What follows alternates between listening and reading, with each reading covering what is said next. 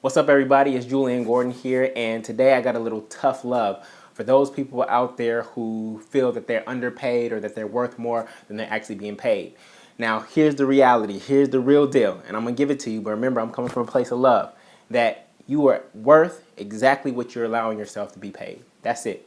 You are worth what you're worth. If you really were worth more, if you really believe that you are worth $100,000 but you're only getting paid 60, then you would go out into the marketplace and actually go command that $100,000. You wouldn't stay at the $60,000 job knowing that you're worth $100,000. And if you can't get it in the marketplace, you would actually just step out entrepreneurially and you would go create that $100,000 on your own, if you truly believe you are worth what you are worth. But a lot of people say that out of as an indication that they don't really know what they're worth.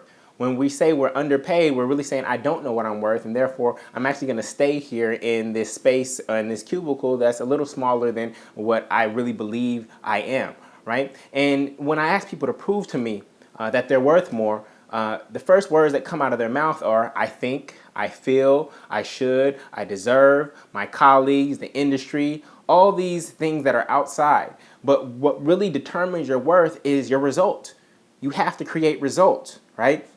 Your results will always precede you. How can you prove to me, what artifacts and evidence of success can you show me that prove to me that you're actually worth what you believe you're worth, right? If you want to get paid $300,000 at a job, right, all you have to do is actually prove to the employer that you're going to create $500,000 in value for them.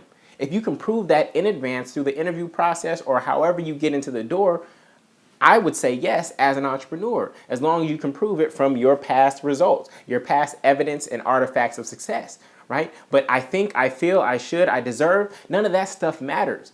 And you know what? A lot of people, let's be real, a lot of people think that they should be paid more because they actually hate what they do. Right? Because I hate what I do, and because it's so hard for me to go to work on Monday, Tuesday, Wednesday, I'm waiting for hump day, I'm waiting for Friday, I think I should be paid more because my work is hard. And work isn't hard, it's the fact that you don't like what you're doing that actually makes the work harder. But that doesn't mean that you should get paid more just because you don't like it, right? Nobody forced you to show up here. Nobody forced you to show up here. You know, I've been held up at gunpoint. You guys know my story. I've been held up at gunpoint. And in that moment, I felt helpless. I had no choice, right? Otherwise, I would lose my life.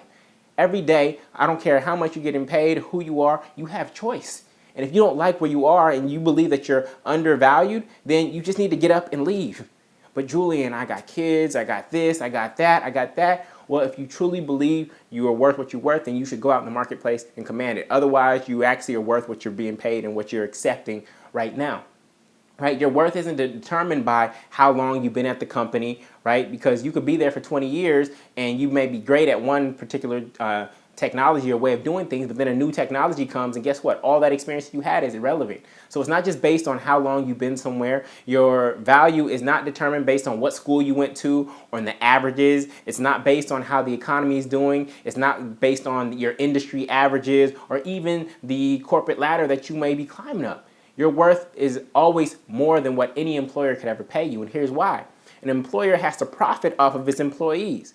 If you are worth, you believe you're worth $100,000 and that's what you're getting paid, and all you do is bring in $100,000 to the company, then that's just a break even, right? You as an employee have to always be creating more value than you take in the form of salary, benefits, and the overhead that it costs to actually employ you.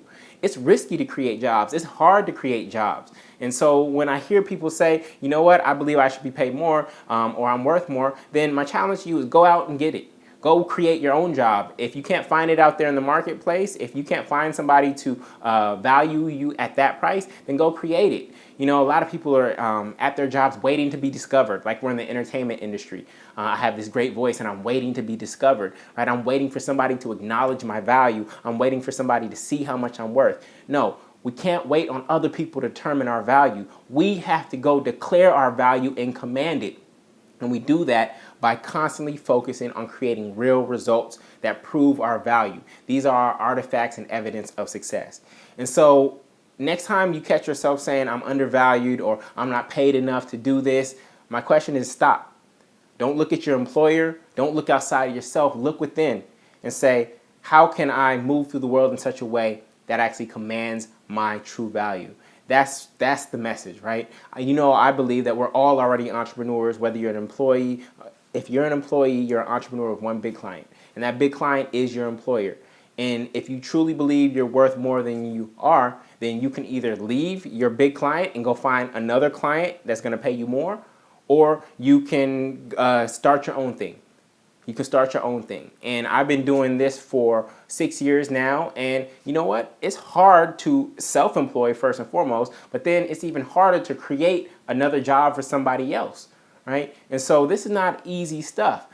When employers employ people, they are taking on risk. I know we've been bashing employers for a long time, these big Fortune 500 companies, etc. But it is actually hard to employ people. It's hard to create jobs. So before we walk through the world and say, oh, I'm worth more than this, you should pay me more, ask yourself, could I command this? Could I command what I think I'm worth on my own outside the context of a job? And if your answer is no, then you need to look within and not look at your employer or look at the economy or look outside and say, what do I need to do to grow and develop myself so that I can actually command what I ultimately believe I'm worth? I know this is a little bit of tough love, but I had to just keep it real because I'm tired of hearing this. I'm tired of people saying I'm undervalued, I'm underpaid. We need to go declare our value. It's time for us as employees, right? Because, you know, there's for these big companies and there's some entrepreneurs, but for most part, the world is made up of employees. And it's time for employees to stand in their power, stand in their value, stand in their worth. And I think that's what's going to change the way our economy is going. Don't see yourself as a job haver. Oh, I'm lucky to have a job. No, see yourself as a job creator. Don't just be thinking about yourself. See yourself as someone who has the power, even if you're an employee, to create jobs for others because you created so much value for your organization that you can actually, it has extra resource to create jobs for other people. Even as an employee, see yourself as a job creator, not as a job haver. So I'm going to leave you with that. Again, this is Julian Gordon, wishing you more happy hours. Until next time, I wish you the best. Take care. Peace.